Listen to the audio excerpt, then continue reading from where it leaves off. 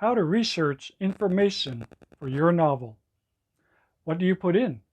What do you leave out? Can it hurt your novel?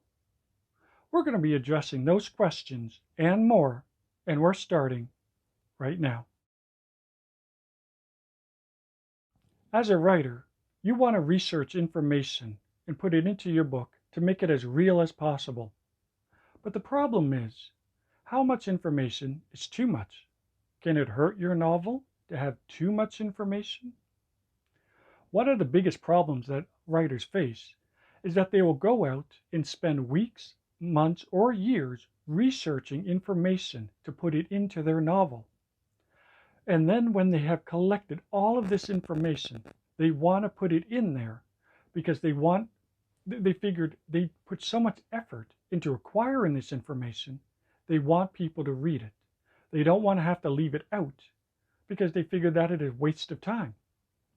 But the problem is that sometimes too much information can hurt a novel because a literary agent will sometimes recommend that you leave information out because it slows down the pace of the novel.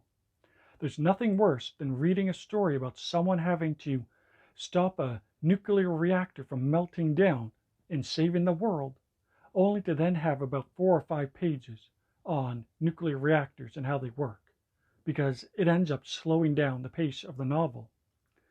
But a lot of writers want to put that information in there because they figured they put all this information they researched, and now literary agent is telling them to leave it out. So now they get frustrated because they want that information in there to make all of that research time pay off. But it's not information that sells a novel. It is characters. We care about the people in the novel who are dealing with the problem, the good guy versus the bad guy. We notice that Stephen King does not do a lot of research for his novels. If Stephen King mentions a nuclear reactor, he just mentions it.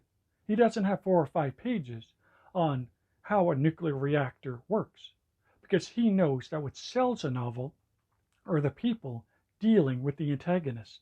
We worry for them because the antagonist is bigger and stronger than the protagonist, so we worry, how are they going to get out of this problem? But if Stephen King put tremendous amount of information on how submarines work, nuclear reactors, all of a sudden his stories would begin to slow down. Chances are this might have happened to you. You might have been reading a story about a nuclear submarine where there is a tremendous amount of information on how a nuclear submarine works. The problem is that it feels like you're reading numbers from a phone book. You're just not connected. You're not connected to the characters. Too many young writers will focus on information to a point where the characters become two-dimensional. And that doesn't sell the book. What sells the book are the people. People being real life people dealing with real problems. Because as a reader, you put yourself into the novel. You become the protagonist. You want to know how you're going to be the one to stop the nuclear reactor. All of a sudden, you're the hero. And now you feel the story moving forward. It's getting faster. You turn the page after page, only to then come across this tremendous amount of information on how something works or the history of a country. And all of a sudden, you can't help but feel that this story has come to a stop. The motivation to turn the page just isn't there. Now, does it benefit you to put research information? Yes, it does, because there is a tremendous amount of writers out there who will research information about how firefighters go about doing their job. So when they put something into their novel about a house on fire, they will have the correct information on how firefighters put out a fire. Because there's nothing worse than making it up, and then as a real firefighter reads it, they laugh thinking this is not what we do. And it makes firefighters look silly. If you were to go to a fire department and tell them you're a writer and you're looking for information, you would be amazed at how many of them would want to give you correct information because they want to make themselves look good in the novel. Because a lot of amateur writers will just make up information on how the police or a doctor performs a surgery or how a firefighter puts out a fire, And all of this information could be completely made up and completely wrong. And everyone who reads it thinks, well, these doctors and police, they don't know what they're doing. But it's because the author just made it up. But if you were to talk to a doctor and ask them, how do you perform a surgery? They can give you the correct information, and you put that into your novel. And all of a sudden, the doctors look like they know what they're doing because the information is actually correct.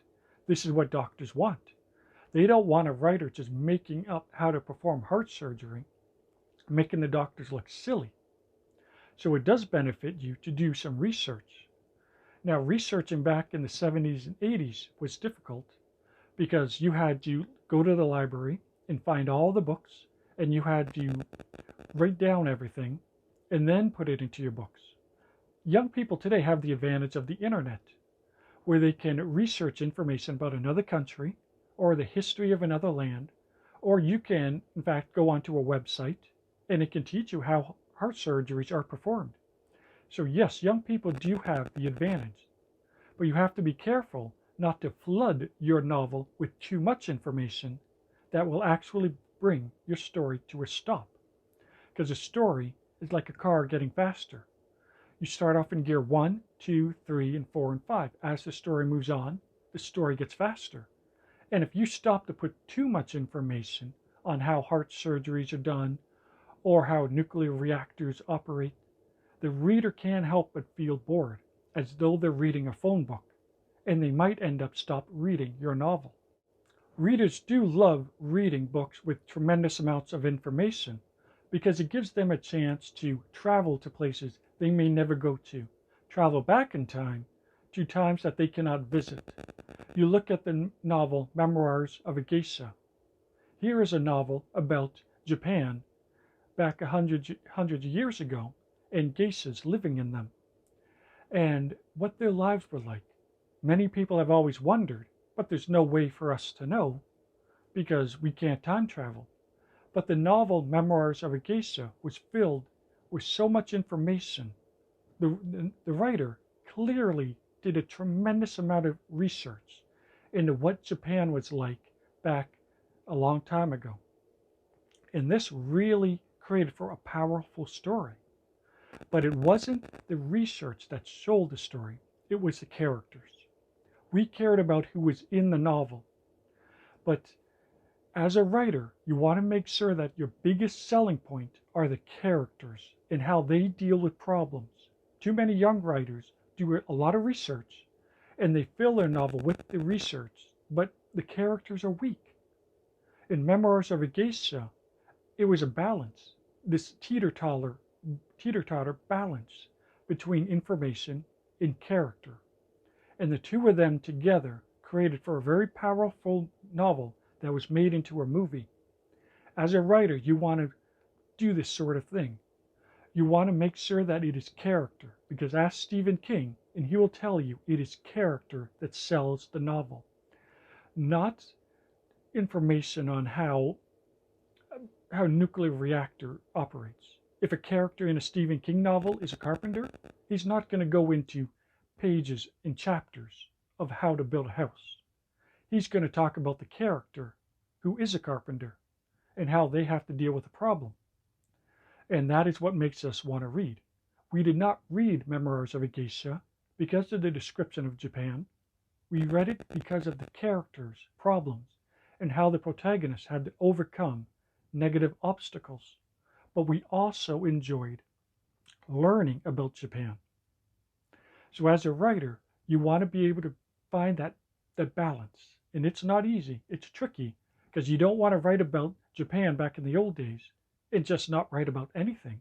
No information at all. You want to have something in there, but you don't want to flood your novel too much to a point where the characters become flat and boring and we don't care about them. Then you're just reading a history novel.